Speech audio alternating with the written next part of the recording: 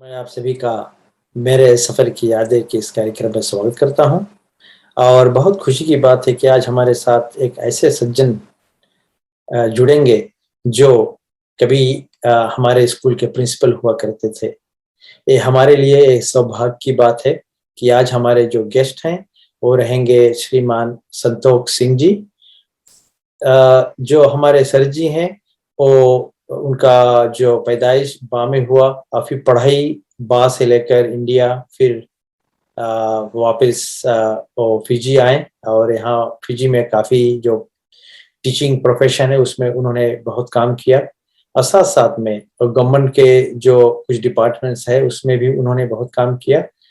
और सबसे बड़ी बात तो ये है कि जब सर जी संतोष सिंह जी जब लंबासा में थे तो वहाँ पर वो जो लंबासा टाउन काउंसिल है उसमें उन्होंने बहुत अपना भूमिका निभाया है। वो काउंसलर, डिप्टी मेयर और एक्टिंग मेयर रह चुके हैं। तो हम आज उनसे ही वार्तालाप करने वाले हैं और ये हमारे लिए बहुत ही प्रशंसा की विषय है कि उन्होंने हमें इतना समय दिया और फिलहाल सर जी टोरंटो कनाडा में निवास करते हैं और अभी उनसे इंटरव्यू में आप ज़रूर सुनेंगे कि वहाँ पर क्या कर रहे हैं इस समय। तो उनका वहाँ पर एक लॉ प्रैक्टिस का बिज़नेस है और उनका जो जब कनाडा गए वहाँ पर फ़र्दर स्टडीज़ करके लॉयर भी बन चुके हैं। तो ये हमारे लिए एक प्रेरणा भरी बात है और जो लोग भी इस वीडियो को भी देखेंगे आप ज़रूर इसको पसंद करेंगे और हमारा प्रयास यही है कि इस वीडियो को हम 4 भाग में बाँटें ताकि लोगों तक हम अच्छे तरह से इसको पहुँचा सकें। तो बहुत खुशी की बात है। अब हम अपने जो प्रिंसिपल साहब हैं, श्रीमान संतोष सिंह जी, उनसे वार्तालाप करने वाले हैं। तो और सर जी आगे बढ़ते हैं इस कार्यक्रम में। तो आपका जो पढ़ाई फिनिश हुआ तो फिर जैसे भी आपने पूर्व में कहा था कि आपका आपका जो वो एक्सपीरियंस रहा है थ्रू गवर्नमेंट ऑर्गेनाइजेशंस रहा है, टीचिंग रहा है। आप जो पहले साल जब आपने टीचिंग शुरू किया, तो आपको उस समय की कुछ बात बतलाइए। तो वो शायद क्या 70s था कि 1968 में मेरे ख्याल में फर्स्ट जब हम ताबुआ कॉलेज में स्टार्ट किया था मैंने एज ए इंग्लिश टीचर। उस समय मेरे पास सिर्फ बीए थी, बैचलर्स ऑफ आर्ट्स, और मिस्टर भीम सिंह प्रिंसिपल थे और सिर्फ 6 महीने किए थे। उसके बाद तो फिर मैं गवर्नमेंट में अप्लाई करके गवर्नमेंट में as a probation officer in charge of पहले नसोरी था, फिर रेकी गया, उसके बाद नैडी गया। तो फिर मैंने देखा कि नहीं, अभी हमारे पास एज है, let's try to upgrade ourselves because education is very important. जी बिल्कुल। एजुकेशन जिसके पास भी होगा, किसी भी कंट्री आप चले जाएं, कभी आप मार नहीं खा सकते। Education is always there to save you in every aspect. तो ये इवन मैंने जब कनाडा भी मैं आया तो एजुकेशन ने मुझे बहुत हेल्प की, बेहद। जी। तो आपका जो एक्सपीरियंस रहा है, तो अभी तुम ज्यादातर मैं लंबासाई की बात करूंगा क्योंकि वहां से हमारे बहुत ऐसे यादें जुड़े हैं सर जी, स्पेशली नलम्बा कॉलेज से। तो आप जैसे अभी आपने कहा था कि रामदेव जी भी तो इस समय नहीं है, आज शायद आपको पता होगा कि उनका भी स्वर्गवास हो गया है, उनका एक्सीडेंट हुआ था। और उस परिवार से तो मुझे बहुत पुराना संबंध है क्योंकि परिवार के लोग भी थे हमारे, और साथ साथ में जो टीचर जी थी मिसिस देव जी, उन्होंने मुझे क्लास 1 में पढ़ाया था नलम्बा प्राइमरी स्कूल में जी।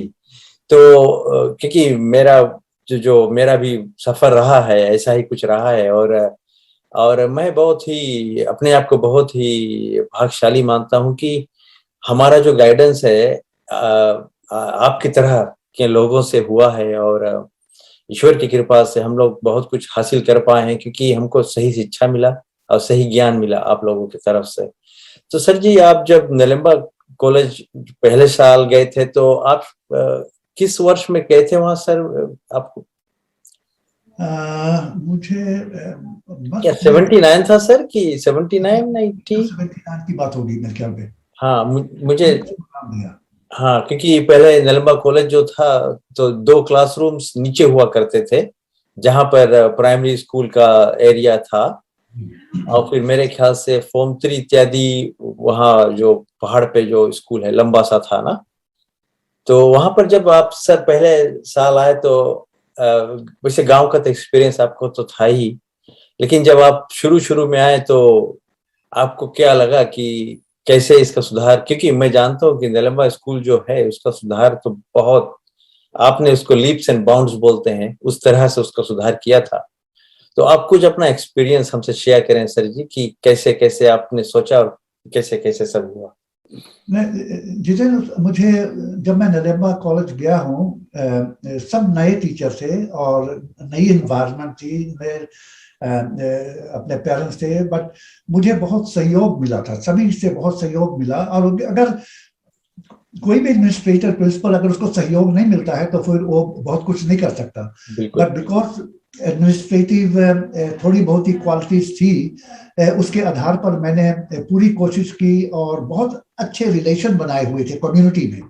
और वो जो रिलेशन थे ना, उसने हमें बहुत बहुत ज्यादा हेल्प किया, जिसमें फिर हमने कितनी बिल्डिंग्स एक्सटेंड की फंड्स रेजिंग करके, और स्टूडेंट बेअंत हमारे हो गए, और टीचर्स फिर बहुत ज्यादा बढ़ गए, और क्वालिफाइड टीचर्स हमने वीटी लेवल से लेने शुरू कर दिए। और ये सब बिल्कुल आदमी इकल्ला नहीं कर सकता कभी भी, चाहे कितनी विजन आपकी हो, you can never do that. क्योंकि हमें मालूम है बीडी सिंह थे, उधर बलदेव सिंह थे, और इधर विलायतम थे, राहुल शेख थे, और कुछ तो बेचारे हमारे साथ नहीं हैं, और रामदेव थे। जो रामदेव था ये था ना कि वो सुन लेता था और उसकी अंडरस्टैंडिंग थी। और फिर हमारे, क्योंकि इलेक्शन मैंने लड़ा हुआ था, तो हमारे पॉलिटिकल कॉन्टेक्ट बहुत थे, और उस कॉन्टेक्ट करके हम वहां पर टेलीफोन लिया है, और बिल्डिंग फंड्स काफी वहां से मिनिस्ट्री से मिल गई थी, और हेड ऑफ डिपार्टमेंट्स जो थे वो मिनिस्ट्री ने दे दिए थे, क्वालिफाइड पीपल। तो इससे काफी हेल्प हुई है। तो मेरा बहुत ही अच्छा अनुभव था वहां पर, and I feel very proud, very very proud. और लास्ट टाइम मैं जब गया था तो निलंबा कॉलेज गया था, but I could not meet the principal, और टीचर्स को नहीं मिल सका। But I mean I was very much, I really felt that whatever we have done together, we did a tremendous job. So that's बिल्कुल बिल्कुल बिल्कुल सही बोल रहे हैं सर जी, क्योंकि मैं जानता हूं कि अभी हमारे पास एक फेसबुक पेज भी है, निलंबा एक्स निलंबा कॉलेज के जो बच्चे हैं, स्टूडेंट्स हैं, और वहां पर जब भी हम देखते हैं कि लोग हमारे जो क्लासमेट्स थे सब अच्छे काम कर रहे हैं, और कहीं ना कहीं अपना अच्छी तरह से अपने आप को गुजर बसर कर रहे हैं, मतलब अपने आप को जो है ना लिविंग स्टैंडर्ड्स है, पढ़ाई लिखाई में लोग एक्सेल कर चुके हैं। और भले निलंबा वैसे देखा जाए तो बहुत ही गांव का स्कूल है ना, तो जो गांव का स्कूल ज्यादातर होता है, बच्चे बस फार्मिंग में ही लगे रहते हैं, लेकिन हमको अवसर मिला कि जो इंस्पिरेशन मिला आप सबसे, उससे हम आगे बढ़ पाए हैं। और जो पहले हम कभी करियर्स के विषय में नहीं जानते थे, लेकिन मुझे पता है कि जब निलंबा कॉलेज में जब हमारा समय आया तो हमारे लिए स्पेशल करियर्स का एजुकेशन हुआ करता था और सब चीजें। और हम वहां से, आप सोचने वाली बात तो ये है सर जी कि गांव के बच्चे वो शहर के विषय में क्या बहुत कम जानते हैं। और आपको तो पता ही है कि लंबासा में तो कोई ऐसा इंस्टीट्यूट भी नहीं था उस समय जहां पर हम जाकर पढ़ लें, तो चाहे तो हमको सुबह आना पड़ता था, नहीं तो लटोका, नहीं तो बा में फैटी था ना। तो काफी बहुत ही परिश्रम करना पड़ा हमको। लेकिन सर जी एक बात आपकी अच्छी थी, और वहां पर आपने जो मल्टी क्राफ्ट बोलते हैं उसके विषय में बतलाइए, आपको क्या ध्यान में आया कि उसको भी हम करें? ये बहुत इंपॉर्टेंट स्टेप लेना चाहिए था हमारी कम्युनिटी के लिए। तो फिर जो मल्टी जो कहते हैं उसको वहां पर स्टेब्लिश किया गया, और मिनिस्ट्री ने हमें उसमें बहुत बड़ी हेल्प की। और कुछ हमारे जो बिजनेस पीपल है लंबासा शहर के, उन्होंने भी काफी हेल्प की थी। और उससे जो हमारे स्टूडेंट्स हैं उनको काफी उनसे फायदा हुआ। I mean they really gained a lot. और एक था का इंसेंटिव था उनके लिए, और that was one of the greatest achievements for the college. बिल्कुल बिल्कुल, क्योंकि मुझे पता है कि सब बच्चे तो पढ़ नहीं पाते हैं, पढ़ाई लिखाई में थोड़ा कमजोर होते हैं, तो उनके लिए मल्टी क्राफ्ट बहुत, शायद मेरे ख्याल से कार्पेंट्री, मोटो मैकेनिक इत्यादि सिखाया जाता था। और इससे क्या होता था कि वो बच्चे फिर अपने आप के लिए दूसरे काम भी खोज सकते थे ना। तो ये सब चीज बहुत it was a brilliant effort sir ji. Education का मतलब ये ना कि आप बच्चों को आगे के लिए तैयार करें। अब आप चाहे किसी भी फील्ड में, हर एक आदमी लॉयर नहीं बन सकता, हर एक आदमी अकाउंटेंट नहीं बन सकता ना, बट एक कुछ ऐसे काम है जिसमें कि बच्चे सीख जाएं और अपने आप अपने पैर पे खड़े हो जाएं। तो ये एक जो technical section was a very important thing. और दूसरे कंट्री में देखो आजकल टेक्निकल चीज सारे सबसे इंपॉर्टेंट है। प्लम्बर चाहिए आपको, इलेक्ट्रीशियन चाहिए, जो पैसे वो बना रहे हैं, इवन लॉयर्स नहीं बना रहे। तो ये एक बड़ा बड़ा अच्छा सिस्टम था, बिल्कुल सही, बिल्कुल सही सर जी। एक चीज नोटिस किया हूँ मैं, जब से मैं ऑस्ट्रेलिया आई हूँ, मुझे तकरीबन 20 इयर्स हो गया है यहाँ पर ब्रिस्बेन ऑस्ट्रेलिया में। और आपको तो पता है कि जिसे जब हम फिजी में थे तो काफी गरीबता थी, तो यूनिवर्सिटी इत्यादि तो नहीं जा पाए क्योंकि अफोर्ड नहीं कर पाए सब प्राइवेट स्टूडेंट। तो हमको अवसर मिला एफआईटी पढ़ने का, तो वहां से आकर, और उस समय जैसे आप जानते हैं, जैसे भी आपने कहा है ना कि बच्चे हमारे जो फिजी में ऐसा सिस्टम था कि सभी माता पिता चाहते कि बच्चे डॉक्टर बन जाए, इंजीनियर बन जाए, मास्टर बन जाए, ऐसे ही चाहते थे ना। तो जो ट्रेड्स के इत्यादि के लिए, क्योंकि उसका वैल्यू बहुत कम किया जाता था, और अभी भी शायद मेरे ख्याल से फिजी में ऐसा ही होगा कि जो ट्रेड्स पर्सन्स हैं उनको बहुत कम मेरे ख्याल से शायद जो वेजेस इत्यादि भी काफी कम हुआ करते हैं। लेकिन इस देश में जैसे कनाडा में भी वैसा ही होगा, जैसे भी हमारे यहाँ ऑस्ट्रेलिया में भी ऐसा ही है कि जो आपने बिल्कुल सही कहा कि जो ट्रेड्स पीपल हैं वो they are doing very well. उनका ना जो बिजनेस इत्यादि है काफी बढ़िया चल रहा है, क्योंकि मेरे पास भी यहाँ पर इलेक्ट्रिकल कॉन्ट्रैक्टिंग का बिजनेस है, तो मुझे पता है कि उसमें कितना लाभ होता है। तो जैसे आपने कहा, बिल्कुल बहुत सही कहा आपने कि शिक्षा जो है केवल एक ही फील्ड में नहीं हो सकता, शिक्षा कई तक प्रकार के होते हैं, और ये जो ट्रेड्स भी एक शिक्षा है सर जी। तो आपने बिल्कुल सही कहा। और हम कार्यक्रम में आगे बढ़ते हैं। फिर से आप और बतलाइए कुछ निलंबा के विषय में, जैसे आप वहां पर, बिकॉज मुझे पता है, मैं तो फिर वहां से पढ़ के तो निकल गया था, लेकिन उस समय आप प्रिंसिपल थे वहां पर, मैं तो आ गया था सुबह पढ़ने के लिए। तो आप फिर वहां से सर जी आपका क्या सफर रहा है? निलंबा से फिर मैं चला गया था भवानी दयाल कॉलेज नशीनू में। जी वहां पर 2 साल था। जी जी 2 साल कंप्लीट कर लिए थे, but because of cool system फिर मैं वहां से निकल आया था। बट मैं जब निलंबा में था, बट मेरी इन्वॉल्वमेंट इवन सोका में बहुत थी। जी, मुझे पता है, वही मैं पूछने वाला था। लंबासा सोका का चेयरमैन था, कई साल था। साधु प्रसाद उस समय प्रेसिडेंट होते थे, जो जी अभी ऑस्ट्रेलिया में है। जी, हमारे और साथ ही है, बस बाजू में है, बहुत हम हाँ हमेशा जी, मिलते रहते हैं उससे। हमारा कनेक्शन काफी अभी तक चल रहा है उनके साथ। जी और फिर मैं लंबासा सिटी काउंसिल में भी था। जी 3 साल में काउंसिलर था, और 2 साल फिर मैं डिप्टी मेयर था। और मैंने एक्टिंग मेयर का भी 6 महीने के लिए काम किया वहां पर। जी जी और टीचर्स फिजी टीचर्स यूनियन में भी एग्जेक्टिव में थे। और मैं निलंबा कॉलेज के कारण फिजी प्रिंसिपल्स का प्रेसिडेंट भी था मैं। अच्छा, हाँ जी। सभी के और एक कोइंसिडेंस था कि मैं president as a president National Education Council में बैठता था, और रामदेव जो हमारे मैनेजर थे वो भी वहां पर बैठते थे एज अ गवर्नमेंट अपॉइंटी। अच्छा। Good thing.